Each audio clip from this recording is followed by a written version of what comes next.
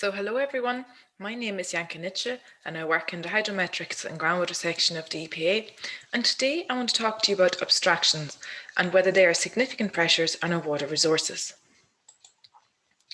So the outline of my talk, I will look at the main drivers, I will explain what is meant by the term abstraction and the concept of EFlows. I will give you a brief overview of how the EPA conducted a national screening of abstraction pressures. We'll look at the main findings from this national assessment, and finally we will look at what's lined up next. Okay, so what are the main drivers? The main driver is the WFD, or the Water Framework Directive, and specifically the River Basin Management Plan characterization process, as this aims to identify significant pressures that may impact the WFD, and specifically the objectives of the water body. So, under recent EU abstraction registration regulations, there now is a requirement to register abstractions which are greater than 25 cubic meters per day, and that's irrespective of whether it's temporary or permanent. So any new abstractions greater than 25 cubic meters per day must be registered in the Eden portal on the EPA website and deregistered once they're permanently seized. The National Register, which is to be maintained by the EPA, had registered up to the end of last year up to 2,337 abstractions. And then there will be a water environment abstraction regulations, which is currently still in the drafting stage, and it will provide for general binding rules to govern all abstraction largely relating to water conservation and public health issues, and it will include items such as leakage, measurement of abstraction rate, protection of water sources and other items. The main thing here is that licenses will be required for all abstractions greater than 2,000 cubic meters per day, and also for abstractions above 250 cubic meters per day, which are deemed significant pressures by the EPA.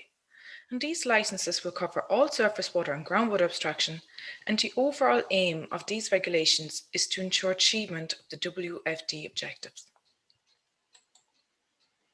So let's look at what an abstraction is. The definition of an abstraction is that it's the temporary or permanent removal or diversion of water by mechanical means, pipe or any engineering structure works from any part of the natural environment.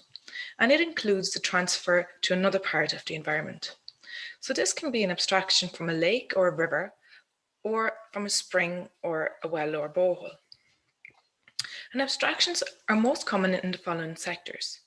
We have drinking, industrial, recreation, drainage, hydropower, navigation, agriculture, quarrying, and aquaculture. So why are abstractions considered as pressures, and how do we know if they are significant? Well, we do this by undertaking a risk assessment. But before we do look into the assessment, I want to talk to you a little bit about EFlows and the concept of EFlows or environmental flows. And environmental flows within the context of the WFD are defined as the hydrological regime consistent with the achievement of the environmental objectives of the WFD in natural surface water bodies. So these objectives refer to the non-deterioration of existing status, achievement of good ecological status in natural surface water bodies, and support objectives for protected areas, and this includes the sites designated under Birds and Habitats directives. So in a nutshell, these are the minimum flows and water levels required in rivers and lakes to support and maintain the ecology and its function. So let's look at EFlow standards for rivers in Ireland. So there's limited research on characterising EFlows in Ireland to date, and this has resulted in insufficient evidence base for setting Irish EFlow standards. So instead, we use the river standards employed in Northern Ireland, which are based on the approach set out in the UTAG, or the UK Technical Advisory Group, which advises on the WFD and environmental standards. So the first step of this approach is to characterise river subcatchment into 6 types, and that's A1 to D2. And that's based on the average rainfall, base flow index, and catchment area. And from these subcatchment categories, we can derive sensitivity to abstraction pressure classes. So for Ireland, we see the high sensitivity catchment in red are largely in the north and west of the country, medium sensitive catchments in yellow in the Midlands and east, and a small number of low sensitive catchments in green in the east of the country. And this is how the standards thresholds work. They provide us with a percentage of water you're allowed to abstract at certain flows. They tend to be more stringent for high sensitivity catchments and at low flows. So for example, for high status river flows, you can abstract 10% of the flow until you get to its low flow or Q95, and at this point you can only abstract 5%. The EFlow standards for good status objective river flows give percentages of allowable abstraction ranges between the Q60 to Q70 and the Q95 flows. And these vary based on river abstraction sensitivity classes I mentioned in my previous slide, and these can range from 10 to 35%. So for now, the UTAG EFlow standards provide a clear and consistent, and most importantly, precautionary approach, and they can easily be updated as an Irish river evidence becomes available. Okay, so the EPA conducted a national abstraction screening assessment to identify potentially significant abstractions which are impacting our surface water bodies. So the inputs for this assessments were the ecological condition and environmental objective information of the water body, the surface water body. Long-term river flow records, and we get these from a hydrometric monitoring program, so that includes our flow duration curves. National abstraction and discharge information. So the abstraction we take from the national registers, and our discharge we take from the EPA license returns, Section 4 discharge records, and estimates of licensed and certified wastewater treatment plants. We use a cumulative model application known as CUBE, which is developed by Wallingford Hydro Solutions, and it's a water resource management application. It combines actual modeled river flow data, catchment characteristics, and known abstraction and discharge data using a simple mass balance approach to determine naturalized and influence flows, which we use to identify potentially significant pressures. And this is an example of some of the CUBE outputs, but I will look at this in a little bit more detail in my next slide. And then we take it a step further and use actual field data such as flow and level measurements and pumping test data to confirm the risk to the water body.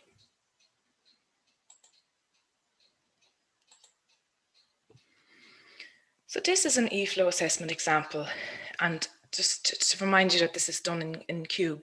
So if you take a catchment where the river flows from left to right, and this would be the naturalized flow, or in this instance, the Q95 flow, as it moves from the top of the catchment to the bottom of the catchment. And this is the EFlow standards. Remember, this is the minimum flow that's required in the river to sustain its ecology and its function. So then this area here is the water resource available for abstraction. So now we add in our known abstraction points, and we add in our discharge points. And from this, we can calculate the actual or the influenced Q95 flow. And in this way, it highlights the area or the river reaches where the actual flow is less than the EFlow, or where it exceeds the EFlow standards.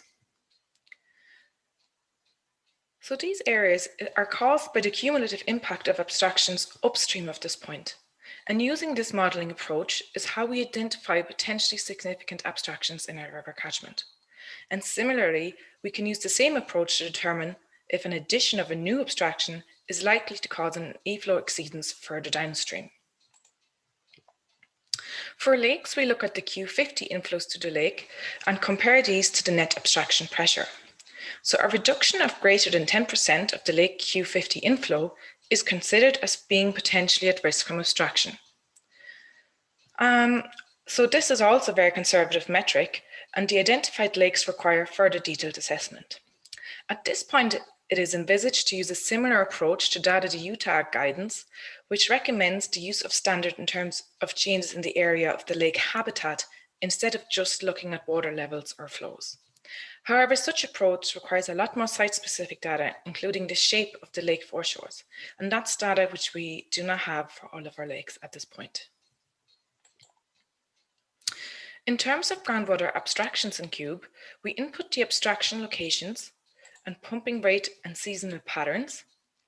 And from this, Cube uses the distance and aquifer parameters, such as transmissivity and storativity, and uses these to estimate a stream depletion factor, which is accounted for in the cumulative impact assessment. So this is quite a simplistic model using the Theis equation. So in real life, the impact on surface water from groundwater abstraction is likely to be lower, and especially in areas of fracture flow or more complicated aquifer scenarios. But again, we use this as a screening exercise and only rule out abstraction when field data shows there's no impact on the particular reach of river. Okay, so let's look at the findings from a national assessment. So at the end of 2019, there were 2,337 registered abstraction. We found that 466 of these were identified as potentially significant, which is around 20%. And the National Screening Assessment has shown that of these 466 potentially significant abstractions, these are shown to be impacting about 9% of all our river water bodies.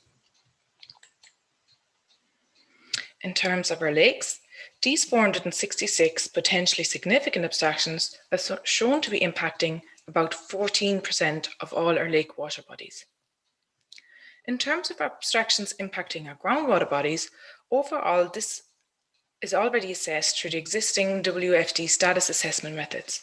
And my colleague Philip Maher from the EPA will give a talk in tomorrow's session on how groundwater status is assessed. So I hope you can all join in at that point too. The 466 potentially significant abstractions represent the following sectors. The largest is the drinking water at 82%, as you might expect, followed by industrial at 11% and quarrying at 3%, and 2% for hydropower.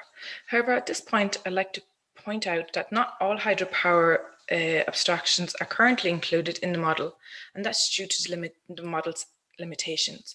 So for now, it only includes those which divert water away from the main river channel. And in terms of type, of the 466 potentially significant abstractions identified, almost half, or 46%, are from groundwater abstractions, with a further 8 from groundwater springs, 24% from lakes, and 21% from river. So again, the actual number of significant abstractions is expected to be lower due to generic assumption, and especially in the lakes and groundwater assessments. Okay, so what now? Well, the EPA will be maintaining the register, the national register, and adding the information to the Cube model for the next main assessment. For now, the plan is to confirm the risk of the current 466 potentially significant abstraction to water bodies by further assessment using reliable field data, and that's for all the river, lake, and groundwater assessments. And for now, the EPA will use the precautionary approach of the UTAG EFlow standards until further Irish evidence base develops. And what about going forward? Well, once the regulations are finalised, and this hopefully we will next year or early next year, this type of national assessment conducted by the EPA will form the basis of a risk-based abstraction licensing regime for both existing and future abstractions. So again, there will be abstractions greater than 2,000 cubic meters per day. They will require a license automatically, and for anything above 250 cubic meters per day, only abstractions that are deemed significant by the EPA. And the proposed regulatory framework aims to protect the ecological status and support WFD objectives. Now, what about climate change? Well, there's currently a high degree of uncertainty in relation to the magnitude and spatial variation of future climate change impacts on Ireland's surface water and groundwater resources. So research is ongoing and work is underway to establish a common national climate service that will provide common sectoral data sets and methods for water use in Ireland. So the impacts of climate change will need to be considered in an integrated catchment management framework, and this is to achieve our main goal of ensuring sustainable and resilient water resources for the future. Okay, so let's recap. We spoke about the main drivers, and that's the WFD and the draft abstraction regulations. Then we looked at what abstractions are. So it's the permanent or temporary removal or diversion of water from the natural environment. We briefly spoke about EFlow and the application of the UTAG standards. We looked at the technical assessment and how we use Cube to assess the cumulative impact of abstractions on surface water bodies to determine which are significant pressures on our water resources, and using the collated data from the National Abstraction Register. In terms of the results from the assessment, we found that 466 potentially significant abstractions were impacting approximately 9% of our river and 14% of our lake water bodies. And over half of these were groundwater abstraction, although this is likely to be much less based on our current model's assumptions. And what's next? Well, it's this type of model approach which will be applied to enable a risk-based abstraction licensing regime in Ireland in the future. And in terms of going forward, we also need to consider the impact of climate change in our data as soon as this becomes available, so we can ensure sustainable and resilient management of our water bodies, which will protect our water bodies now and into the future. And this also highlights the importance of stakeholder cooperation now and going forward. Okay, so I hope you have found this talk useful, and if you have any questions, I will try and get to these at the end of the sessions. And I would like to thank the IAH for giving me the opportunity to speak at this year's conference. So thank you very much.